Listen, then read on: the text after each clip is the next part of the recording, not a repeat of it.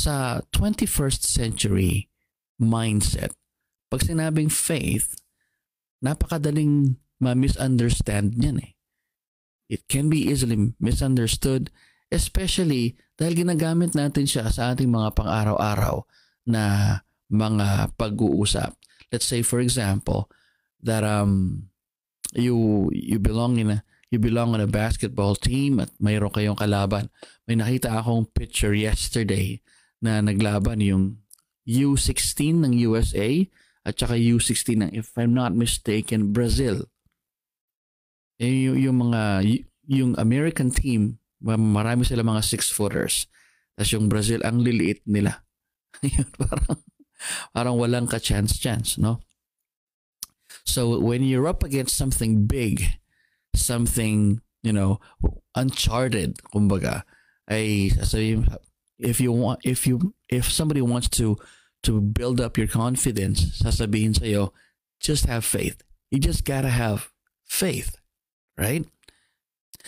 But, some people would understand faith as a belief in something that cannot be seen. Na kapag hindi mo siya nakikita, kailangan mo ng pananampalataya para somehow makita mo siya. But at the same time, may mga nagsasabi na kapag ang isang bagay ay hindi natin maintindihan, kailangan natin mag-operate doon sa sphere ng faith. Pero ano nga ba ang biblical na kahulugan ng pananampalataya at ano ba ang ginagawa nito? Ayan. So I'm thinking, the series will run, if I'm not mistaken, 10 ang sinulat ko dito 10 mga key verses sa pananampalataya. Yeah, if I'm not mistaken, 10 ito mga minamahal. So, yeah, it looks like we're gonna go with this series for about 2 to 3 months. This is exciting. This is very exciting. So if you want to have a deeper understanding of faith in a Christian sense, right? From a Christian understanding, you better stick around because that's what's coming up here on Pursuing the Savior. Namimiss ko na sabihin yun. Hindi na ako gumagawa ng video for Saturday. And I'll explain some of the time. Okay. All right. We have other folks here. Okay. Edwin Fax. Yan. Magandang gabi po, Pastor, at sa lahat ng PTS supporters. Yan. God bless. Maraming salamat po.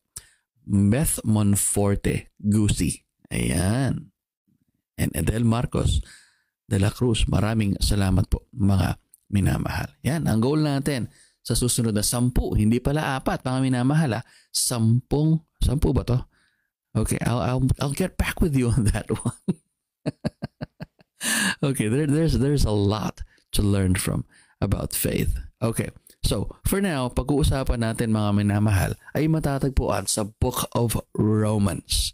Yan, napakahalagang libro kapag pinag-aaralan natin ang konsepto ng pananampalataya. Now, here's what the Bible says in Romans chapter 5, verse 1 and verse 2. Ganito sinasabi ng Apostol Pablo. Therefore, since we have been justified by faith, we have peace with God through our Lord Jesus Christ. Through him, we have also obtained access by faith into this grace in which we stand, and we rejoice in hope of the glory of God. Yan po ang ating unang text para sa seryeng ito. At ang ating unang sermon ay tatawagin natin sa pamagat na The Life-Changing Blessings of Faith. The Life-Changing Blessings of Faith. Well, first and foremost, I would like to give you a brief background noong dito sa passage na atin pong inaaral. Ano po? Yung pong Romans chapter 5 verses 1 hanggang 11 ay tumatalakay dun sa mga benepisyo ng tinatawag nating justification. Ano nga ba ang justification? Pag sinabi natin justification, ito yung ginagamit natin na technical term para masabing ang isang tao ay not guilty. Now, in a biblical sense, ang ibig sabihin yan, ikaw ay pinatawad, basically. Binura ang listahan mo ng kasalanan. Kaya pag ikaw haharap sa sa hukom, which is God, ikaw ay ituturing na not guilty. Ayan. So, ibig sabihin, kapag ikaw ay isang Kristiyano, ikaw ay tinuturing na not guilty. You are justified. Yan. You have been justified. Yan. So, paano nangyari yon?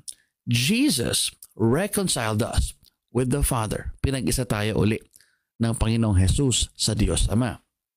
Now, in this passage, sinasabihan ni Pablo ang kanyang mga mambabasa na sila ay nakatayo sa grasya ng Diyos. They stand in God's grace, and because of that, they rejoice in the blessed hope that is promised to them. Ibig sabihin, sila ay namumuhay sa sphere ng grasya ng Diyos. At yun ay nagdudulot sa kanila na magkaroon ng pinagpalang pag-asa. Kaya bawat araw na sila ay namumuhay, sila ay nakakangiti.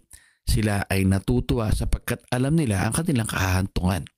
Ayan. So napakaganda ng Romans 5, 1 to 11. Lalo na kapag bago po tayo sa pananampalataya at nagtatanong tayo, well, what's in it for me? Right? Bakit ko gusto maging Kristiyano? Ayan. Well, from a judicial standpoint, Romans 5, 1 to 11 ay magbibigay sa atin ng, if I'm not mistaken, 5 blessings ng pananampalataya. And maybe we should go over all of these 5 para tayo po ay magkaroon ng mas malalim na understanding dito po sa mga benepisyong ito. If I'm not mistaken, ako ay ipinreach ko ito sa church, sa Arayat. Sino pa po ba nakakaalala nun, mga minamahal? I think nagkaroon tayo ng series sa Book of Romans sometime noong 2016 or 17. Yan. Yan. Bago pa lang po tayo nag-aaral ng expository preaching noon. So, now, papalikan natin itong Romans 5, 1 to 11 ay magiging mas malaman po yung ating pag-aaral. I'm excited. Hindi naman halata. Excited po ako i-share sa inyo ang mga bagay na ito. So, unang benepisyo ng justification. Unang blessing ng faith. Tingnan natin. Yun ay walang iba kundi ang real peace. Yan, totoong kapayapaan. Yan ang iikutan ng ating exposition ng verse 1. Ayan. Ano ba ang ibig sabihin ng real peace? So, daanan muna natin yung passage. At let's try to understand what it means, okay? Nagsisimula yung chapter 5 sa salitang therefore. Ibig sabihin, it demands you to read the previous passage para maintindihan mo, baka ano ba to? Simula ng chapter, bakit therefore? Bakit conjunction agad, right? So, the word therefore suggests that the whole argument found in chapter 3 verse 21 hanggang chapter 4 verse 25, ang tinatalakay doon yung the righteousness of God through faith. Yun yung topic doon. Ibig sabihin, yun yung background ng mga bagay na ipe-present ngayon ni Pablo sa susunod na 11 verses na ito. Now, Paul is assuming the reality of justification by faith for himself and also for his readers. Ibig sabihin, siya at ang kanyang mga mambabasa ay mga mananampalataya at na-enjoy na nila itong realidad ng justification. Kaya nga ang sabi niya, we have been justified. We have been, that's present perfect tense. Ibig sabihin, patuloy yan. Nangyari something in the past, sometime in the past, pero yung effects niya nagpapatuloy to the present time. Right? So, now, again, to be justified means to be declared not guilty. At dito sa kanyang, kumbaga yun yung kanyang idea. Yung main idea niya, tayo mga Kristiyano ay declared not guilty. Ngayon, magbibigay siya ng 5 mga bagay para suportahan yung kanyang main argument. Now, he gives us 5 benefits of justification. First of which is peace. Ayan. Pag sinabing peace, from a Romans perspective, right? From the book of Romans, ibig sabihin yan, it relates to the first and foremost, it relates to the alienation between God and mankind because of sin. Okay, una-una, walang peace kasi alienated tayo. sa Diyos. So yung Diyos at ang tao ay alienated. Merong malaking pader na naghihiwalay sa atin. Now, when you bring up peace from a Book of Romans perspective, it relates to the emphasis ng God's wrath na mababasa natin doon sa chapter 1 verse 18 hanggang chapter 3 verse 20. So kapag binasa natin yung buong passage na yon, medyo mahaba-haba yan mga minamahal, mapapansin natin na lahat ng sinabi ni Paul doon ay puro mga problema. Dahil binabanggit nun, bakit galit ang Diyos sa sangkatauhan? Particular doon sa mga tao doon sa panahon ni Pablo. At yung galit na yon, paano ba isinalarawan ni Pablo? So napakagandang basahin po nun mga minamahal. Now, that passage reveals God's wrath against His enemies. Basically, lahat ng tao na tinatawag na ungodly. Therefore, peace in this case means the believer's harmony with God rather than a mere emotional calmness. Tagalugin ko po. Ibig sabihin nito, yung kapayapaan na binabanggit dito ni Pablo ay yung pagkakaroon ng maayos na ugnayan sa Diyos. Ibig sabihin, natanggal yung pader, nabuwag yung pader, natanggal yung bara. Ngayon, tayo ay may maayos na ugnayan sa Diyos. Hindi ito yung simpleng pakiramdam lang natin na tayo ay payapa na. Kasi tapos na yung bagyo, payapa na. Kasi pasok yung team natin sa finals. Mga ganon. Hindi po yun ang ibig sabihin. It has to do with our relationship with God. Now, yung salitang English na peace, in regard to the secular Greek use of the word, yung eirene, E-I-R-E-N-E, yun yung Greek word for peace in the New Testament. Usually, yung salitang peace na yan ay merong negative na connotation, negative sense. Ibig sabihin, kapag peace, there's the absence of hostility. Ibig sabihin, walang away. Pero kapag tinignan natin yan from an Old Testament view, ang word na ginamit, yung Hebrew word na ginamit ay shalom. At yung shalom, each time na yan na ginagamit sa Old Testament, ay meron siyang positive connotation. Ibig sabihin, meron niyang general sense of well-being. So when you tell someone peace in an Old Testament sense, ibig sabihin, you are wishing for that person to be made well, to be happy, to be prosperous, to have peace. Pero kapag New Testament, pag sinabing peace, ibig sabihin, I come in peace. Ibig sabihin, I did not come here to pick a fight with you. Hindi ako nakikipag-away. Yun ang ibig sabihin niya. Ayan.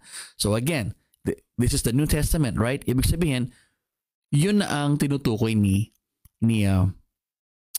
Paul. Hindi ito yung prosperity, hindi ito abundance, hindi ito well-being. It talks about being in harmony with God. Yun ang peace na tinutukoy ni Pablo dito sa bahaging ito ng Book of Romans. Ayan. So, ang napakagandang maintindihan natin yun kasi pwede nating ma-misunderstand ito, aakalain natin na yung peace na sinasabi ng New Testament, kapag tayo ay peace, na pag sinabihan tayo ng peace ay parang wini-wish tayo na tayo ay umasenso o gumaan ng buhay. That's not true. Okay, so ito ang ating unang punto ngayong gabing ito. Since we have been justified by faith, we have real, tangible peace. Yan. Ibig sabihin talagang ramdam yung ating kapayapaan, mga minamahal. So, ito ang nangyari. Dati magkaaway tayo, kaaway natin ng Diyos, pero gumawa ng paraan ng Diyos para tayo ay maitama sa isang relasyon sa Kanya. Maitama yung relasyon natin sa Kanya. Tawag doon, we are at peace with God. We're no longer at war. Right? Now, dahil dyan, tayo ay kumbaga magkaibigan na. Actually, magtatay na tayo, right? Ay meron ng access. Ibig sabihin, meron na tayong paraan para ma-receive yung mga blessings niya. Yung mga blessings na ibinibigay lang niya sa kanyang mga anak. Well, ang Diyos natin napakabait sapagkat may mga blessings siya na ibinibigay sa lahat. Kahit ang mga tao ay hindi naniniwala sa kanya. Let's say for example, rain. Kapag umuulan, lahat damay. Hindi naman pwede magkaroon ng ulan na puro yung mga bahay lang ng mga Kristiyano ang paulanin natin, yung mga unbelievers wag natin paulanin. Walang ganon, right? Magiging yung sikat ng araw na pinakikinabangan nating lahat. Sumisikat yan sa lahat. Hindi naman dun sa mga Kristiyano lang. So makita natin na ang Panginoon ay napakabait. Kahit kaaway ka niya, pinagpapala ka niya. Having said that, ay meron mga klase ng pagpapala na ibinibigay ang Diyos para lamang sa kanyang mga anak. At naa-unlock yung mga biyayang yon kapag naitatama tayo kapag naitatama yung relasyon natin sa Kanya. Now, the effects or the blessings of peace do not only affect our spiritual standing with God, at maniwala kayo sa hindi, itong peace na ito with God ay naaapektuhan positively maging yung pang-araw-araw nating pamumuhay. Basahin natin yung Isaiah 32:17-18. And the effect of righteousness will be peace, and the result of righteousness and trust, quietness and trust forever. Verse 18. My people will abide in a peaceful habitation, in secure dwellings, and in quiet resting places. Kung iisipin nating maigi yung mga sinasabi dito, mga minamahal, napaka eschatological yung kanyang sense. Ibig sabihin, this is going to be the condition of the earth pagdating ng Panginoon. But even so, even now, we can experience some of that. Yung mga promises ng Isaiah 32:17-18. Now, the gospel declares that our war with God is over. Dahil namatay na ang Panginoong Jesus para sa ating mga kasalanan, at kung tayo sumasampalataya sa Kanya, tapos na yung gera. Now, hostilities have stopped. Ibig sabihin, we're no longer hostile. God is no longer hostile. Kasi tayo ay pinag-isa na. Dahil sa ginawa ng Panginoong Jesus sa krus ng Kalbaryo, lahat ng dahilan ng pag-aaway, lahat ng causes of conflict between our souls and God have been removed. Natanggal na lahat yan. Ibig sabihin, yung ating standing before God ay napalitan na from enemies to friends.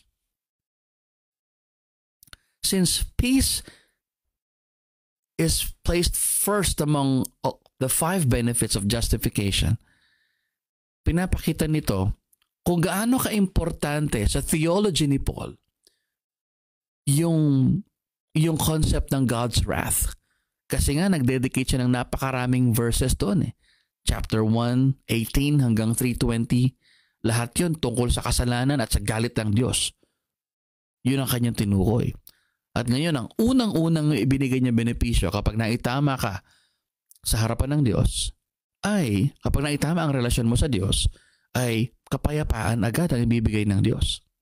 Peace with God, again, is only attainable through the atoning work of the Lord Jesus. Kung walang ginawa si Jesus, wala tayong chance na maging kaibigan ng Diyos. Wala tayong chance na maging anak ng Diyos. Apart from God's intervention, there would be no way of harmonizing the relationship between God and sinful humanity. Again, Jesus made us right with God. Kaya hindi tayo, kaya we don't ask, bakit ba si Jesus na lang lagi pinag-uusapan ng mga Kristiyano? Bakit yung mga kanta ng mga Kristiyano puro tungkol kay Jesus, Jesus, Jesus, Jesus? Bakit siya yung highlight ng kanilang pananampalataya? Because kung walang ginawa Panginoong Jesus, mga minamahal, wala tayo dito. Wala tayong kapag-apag-asa, mga minamahal. Siya ang nagbigay ng pag-asa sa atin at ngayon siya ang nagbibigay ng kapayapaan sa atin. But being at peace with God does not only affect our standing with Him. Hindi lang yung ating kondisyon. Hindi lang yung spiritual condition natin ang nababago. Because it also produces tangible, practical peace. Yung klase ng kapayapaan na mapapakinabangan na natin sa buhay natin sa lupa ngayon. Na sinabi ni Isaiah doon sa passage na ating binasa, that righteousness results in constant quietness and trust. Ibig sabihin, yung pagiging still, yung pagiging kalmante, hindi yan nawawala dahil patuloy ka ding nagtitiwala sa Diyos. God promises His people that they will live in peaceful homes and quiet resting places. This is something na pwede na nating mapakinabangan kahit ngayon pa. Kahit ngayon pa lang. I mean, not pakinabangan. Pwede na nating ma-enjoy. We can enjoy this promise even now. Pansinin ninyo mga minamahal, kapag ang isang buong sambahayan ay nakakommit kay Kristo, lahat ng miyembro isinuko ang buhay kay Kristo. Ang pamilyang yan, napaka mapayapa. Hindi ko sinasabing hindi sila nagkakaroon ng mga disagreements. Lahat ng pamilya nagkakaroon ng disagreements. But in a general sense, ibig sabihin, mapayapa ang tahanang yan, nag-uusap ng maayos, tinatrato natin ng maayos ang isa't isa. Na usually hindi mo mahanap sa isang pamilya na hindi sumasampalataya kay Kristo. Dahil ang pangako ng Panginoon, kapag siya ang Panginoon ng ating pamilya, ay gagawin niyang mapayapa ang ating mga tahanan. Now, paano ba natin ito makikita sa isang practical na pamamaraan? When you take a good observation, a good look at current events, pati yung predominant worldview ng mundo sa panahon ngayon, lalo nating ma-appreciate ang kapayapaang binabanggit ng Biblia, mga minamahal. Now, I did some research here, and this was from the Geneva Academy website. Sabi nila, there are approximately 110 ongoing armed conflicts around the world. Merong 110 na ongoing na giyera. Now, some of these battles ay naibabalita sa mainstream media, pero karamihan hindi. Some of them ay nagsimula lang recently, pero yung iba, ongoing yan. They go as far back as 50 years ago. Now, ang bahagi ng mundo na may pinakamaraming giyera sa kasalukuyan ay yung Middle East at saka yung North Africa.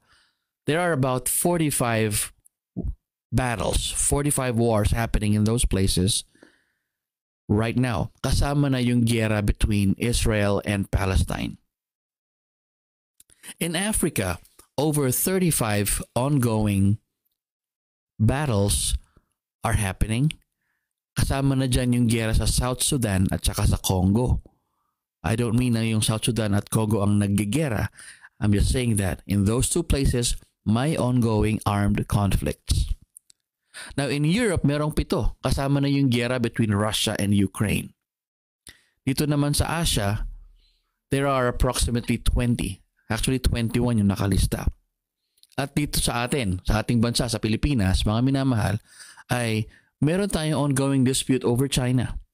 Bagamat hindi tayo nag-aaway, ay binubomba naman tayo ng water cannon, right? Yung argument over the West Philippine Sea, napakainit ng tension dyan. Actually, hindi lang tayo and China. Kumbaga tayo lang yung pinag-iinitan nila. Kasi tayo yung pinakamalapit. Kasi sa atin yun, right? This goes without saying, yung mga ongoing wars and conflicts sa Mindanao, pati yung fight ng gobyerno against several other armed groups katulad ng CPP-NPA. Pero mga minamahal, yung mga giyera, yung mga pag-aaway-away ay hindi doon nagtatapos. Yung problema hindi doon nagtatapos. Bukod doon, mga minamahal, kung titignan natin, bawat bansa ay may kani-kaniyang mga kinakaharap na problema. Mga problemang politikal, mga problema sa mga sakuna, sa mga natural disasters, problema sa kahirapan, problema sa krimen, problema sa droga, problema sa korupsyon, at problema sa kalusugan. Dito po sa bansang Canada, ang dalawa sa pinakamalalaking problema ngayon ay unang-una yung kakulangan ng health workers. May mga pagkakataon yung hospital po dito ay naka-shutdown ng emergency kasi walang doktor. May mga araw na buong araw walang doktor. And that is so sad dahil napakaraming tao dito. There's approximately 25,000 people here. Pag nangyayaring walang doktor ay parang sinasabihan mo, sakit, wag ka na muna umatake. Wag na muna ako magkasakit ngayon kasi wala akong doktor. It is so difficult being up here and not having the health support that you should be getting. So that's one. A second one will be immigration. Sobrang immigration. Napakadaming pumasok sa bansang ito sa nakalipas na 3 taon, mga minamahal. Yung mga Pilipino lang nandito, halos 1 milyon na po ang mga Pilipinong nasa Canada. Kaya pag nanood ka ng mga vlogs ng mga immigrants sa Canada, karamihan dyan mga Pinoy kasi mahilig tayong mag-vlog. Right? So, yun lang ang dalawa sa mga pinakamalaking problema ng Canada. May problema din ang political system dito, ang education system, everything. Hindi ito paraiso, mga minamahal. Sa Pilipinas, yung mga problema natin, dekada-dekada na, hindi pa rin nawawala. Kasama na dyan ang kahirapan, kasama ang korupsyon, at ngayon, yung extended drought na dala ng El Nino, mga minamahal. Lahat ng mga bagay na ito, they keep us awake at night. Nawawalan tayo ng kapayapaan dahil sa mga bagay na ito. Pero yung restlessness natin, hindi din nagtatapos, mga minamahal. It doesn't end there. Because in our homes, sa mga mismong tahanan natin, may mga problema tayong kinakaharap. May mga bagay na nagdudulot sa atin para tayo ay ma-stress out. And some of them include being part of a broken family. Yung iba naman, yung ibang mga pamilya, they are physically separated because of poverty. Someone has to go abroad para magtrabaho, para bigyan ng maayos-ayos na buhay yung kanyang pamilya. And we personally know someone na literally they are separated by space dahil ang asawa niya ay kasama doon sa mga inabduct, doon sa isa sa mga barkong hinijack. 6 na buwan na nakakalipas. It is so difficult, right? Ilan po ba sa inyo dito yung may OFW na mahal sa buhay? At kung maaari lang sana, umuwi na lang sila, sama-sama na lang lahat.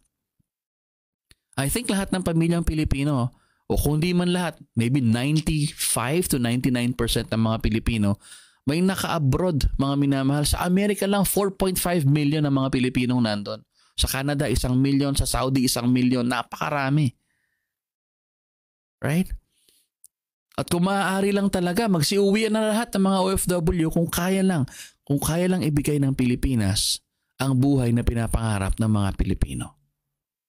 Pero hindi, mga minamahal eh.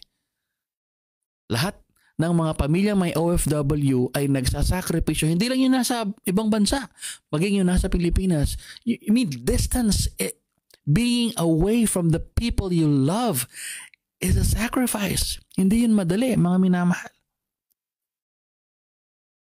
Kapag na-homesick yung OFW, kapag nalulungkot sila, nade-depress, when they miss out on family gatherings, hindi yun napakadali, mga minamahal.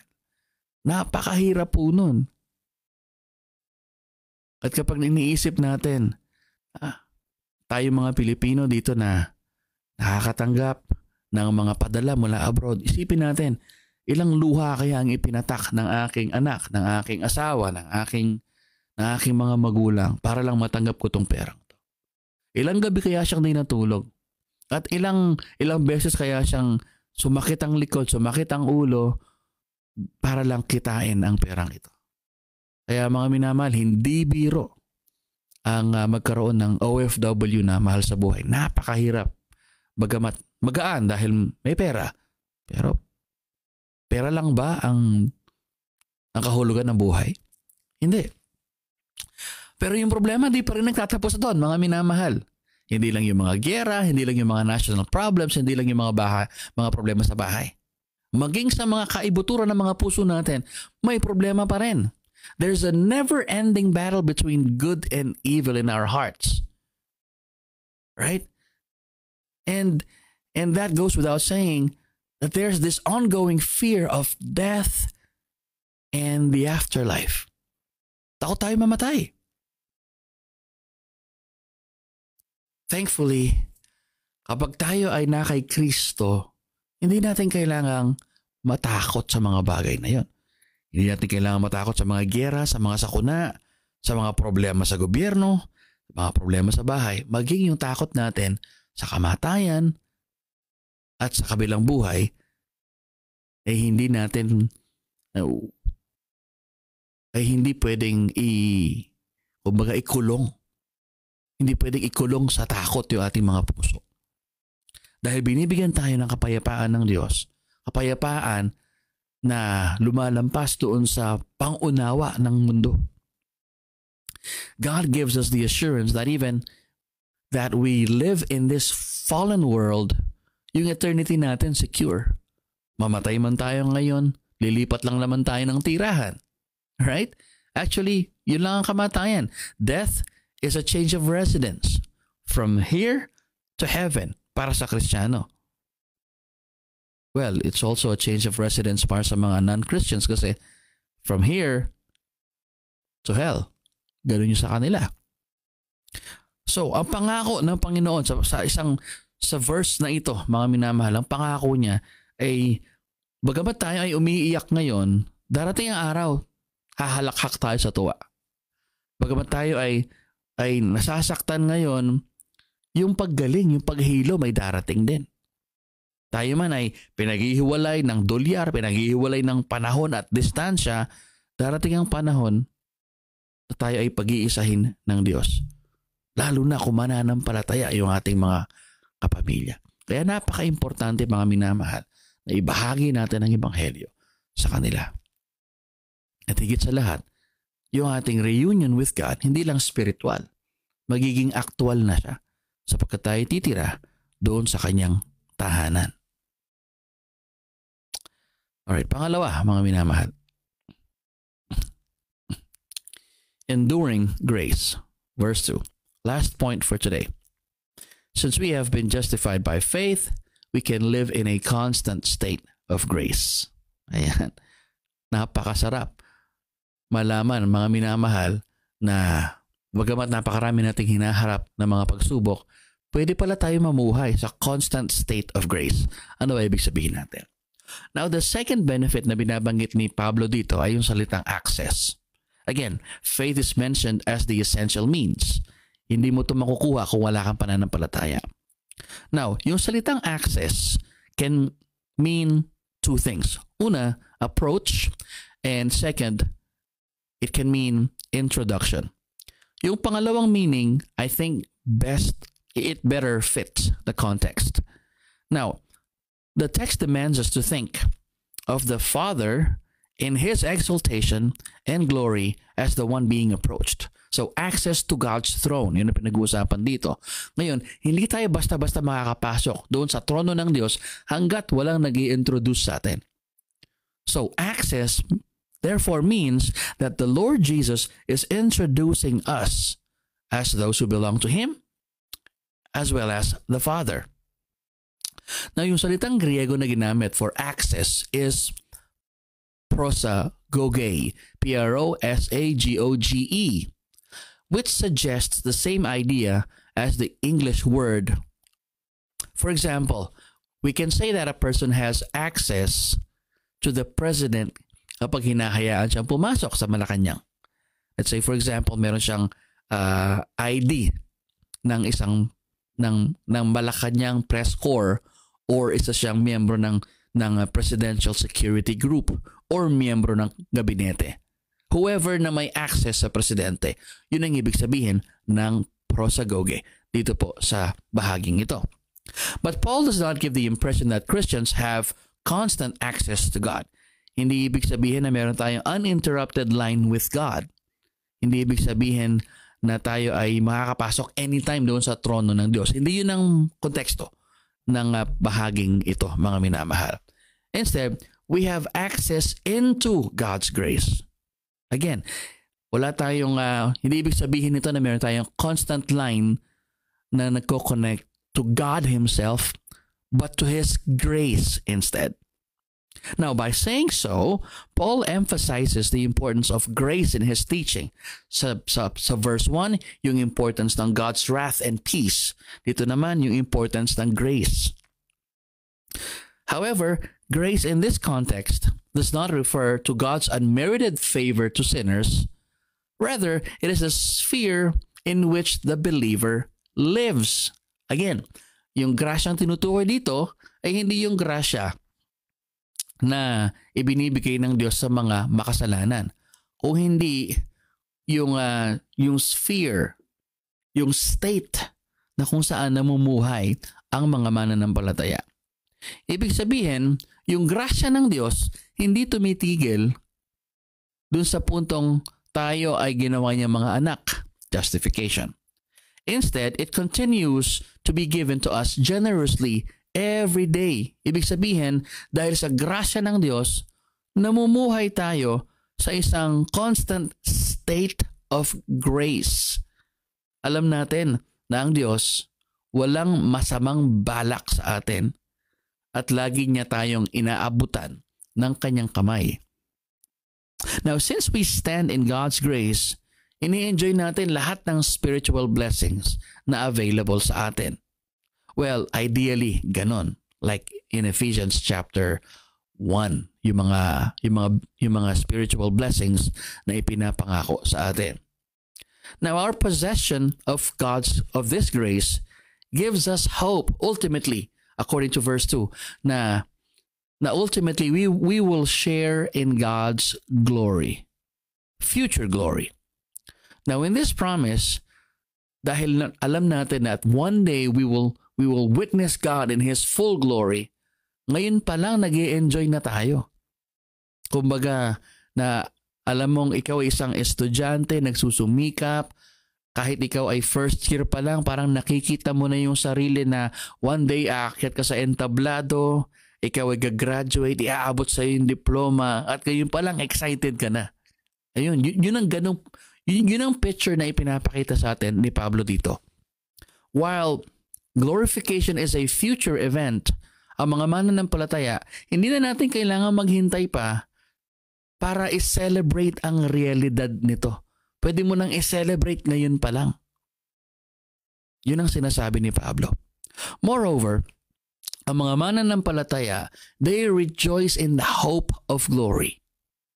Ibig sabihin nun, we joyfully look forward to the time when not only will we be taking a good look at the splendor of God, but will ourselves be manifested in glory. Kasi parang mahahawahan na tayo ng glory ng Diyos kapag tayo ay nasa langit na. Kaya nga ang sabi ng Panginoong Jesus, maging yung pinakadakilang tao sa lupa ay hindi hihigit doon sa pinakamababa sa mga taong nasa langit. Because everyone will be in glory. They will share in God's glory. Now, ibig sabihin nito, mga minamahal, napakatindi nung pangakong ibinibigay ng Diyos. We will live in glory with God. We will marvel at His glory. Ibig sabihin, yung laki ng pangakong ito, kailangan natin ng pananampalataya. Para ngayon pa lang, ma-enjoy na natin yung kanyang katotohanan. Bagamat hindi natin ito nakikita ngayon, naniniwala tayo na isang araw, tutuparin ng Panginoon ang kanyang pangako. Kaya napakalaking importansya, mga minamahal, na tayo ay lumalago sa pananampalataya at sa grasya at sa katwiran ng Diyos. Ganito ang sinasabi ng 2 Peter chapter 3 verse 18. But grow in the grace and knowledge of our Lord and Savior, Jesus Christ. Mga minamahal, sa Biblia, hindi po tayo sinasabihan na tumigil sa paglago sa grasya ng Diyos. Huwag natin kalimutan na tayo bilang mga anak ng Diyos ay initially na-save tayo by grace. Pero kailangan pa rin natin ng grace para manatiling ligtas. We stand in grace daily. At apart from it, hindi natin magagawa. Hindi tayo magkakaroon ng buhay na inaasahan ng Diyos mula sa atin. Pero yung ating pamumuhay sa grasya ng Diyos, pwede yung mag-overflow maging sa ating pang-araw-araw na mga gawain. It overflows from God's throne to our homes and to our hearts. Ganito sinasabi na Acts 14:17.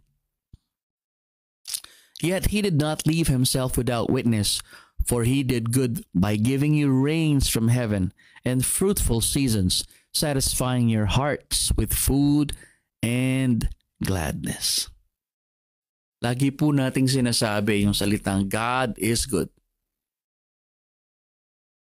And that is true. He is good and He never stops doing good. Pero ilan sa atin yung talagang siniseryoso yung katagang ito? God is good all the time. Favorite natin yan, right? Lagi natin kinakanta yan. God is good all the time. Pero ilan sa atin yung talagang ramdam natin ang kahulugan ng katagang ito? Ilan sa atin yung pag nakakita tayo ng sunset, talagang tumitigil tayo, ino-observe natin yung sunset, ini-enjoy natin, hindi lang natin pinipicturan kung hindi sinasamba natin ng Diyos kasi siya may likha nun. Para bang ikaw ay tumitingin sa isang realistic na picture at kailanman hindi mo na yun makikita ulit. Every sunset, every sunshine is a blessing, is a unique blessing from God. Ilan sa atin yung pinagmamasdan natin yung mga anak natin pag sila'y naglalaro, naghaharutan, nakikilitian sila at tayo ay tuwang-tuwa at pinasasalamatan natin ng Diyos dahil pinapalasap niya sa atin ang biyaya ng pagkakaroon ng isang pamilya. Ilan sa atin yung nakikisaya kapag umattend tayo ng kasalan at tayo ay nakikiselebrate dun sa mga bagong kasal, hindi lang dahil sa pagkain, kung hindi dahil sila ay magsisimula ng isang pamilyang may takot sa Diyos. At ngayon pa lang, isineselebrate na natin yon at ipinagpapasalamat na natin sa Diyos. Tatlong mga example lang yun, mga minamahal. Pag tayo ay namumuhay sa grasya, mag-overflow yun sa lahat ng ginagawa natin sa buhay. Not only does grace enable us to be forgiven of our sins, but it also helps us experience God's goodness in practical, tangible ways. Pero wag natin kalimutan, mga minamahal, that grace remains undeserved. Hindi po natin yon right. Hindi siya karapatan. It is undeserved and it will remain undeserved. We don't deserve the Holy Spirit. We don't deserve the joys and pleasures of life. And yet, ibinubudbud ng Panginoon ang pag-ibig niya, ang kabutihan niya sa atin para maranasan natin ang kanyang kabutihan at yung kanyang kabaitan bawat araw. Ngayon pa lang, kahit wala pa tayo sa langit. Mga minamahal, unang mensahe pa lang po ito. At ako, napalakas na ako ng mensaheng ito. Nawa kayo din, o mga minamahal kong PTS community. Ang grasya ng Diyos, hindi lang tayo pinapatawad sa ating kasalanan, kung hindi tinuturuan tayo nito na maging mapagpasalamat at ngayon pa lang i-enjoy na natin yung realidad ng mga pangako ng Diyos. Kahit malayo pa, ngayon pa lang sineselebrate na natin. Sa sports, hindi ka pwedeng mag-premature celebration. Pero pagdating kay Kristo, pwede ka mag-celebrate ng maaga. Kasi alam mo, siya ang Diyos na tumutupad sa kanyang mga pangako. Mga minamahal, dalawa pa lang yan sa mga benepisyo ng pananampalataya. Mga benepisyo ng pagiging nasa tamang relasyon sa Diyos. We have more to cover. But for now, ang aking manalangin at ang aking challenge sa ating lahat ngayong gabi, mga minamahal, yung bang peace at saka yung access na ibinibigay ng Diyos sa atin. Ini-enjoy ba natin ito, mga minamahal? O hinahayaan natin na yung mga problema natin ang magdikta ng ating nararamdaman? Kaya hindi tayo makatulog sa gabi. Kaya puno tayo ng takot. Kaya puno tayo ng pangamba. Mga kapatid, kung tayo po ay sumasampalataya kay Kristo, hindi na tayo dapat namumuhay sa takot. Dahil ngayon pa lang, tayo ay pinupuno na ng Panginoon ng kapayapaan at pwede tayong mamuhay in a constant state of grace. And to me, that's big. That is essential.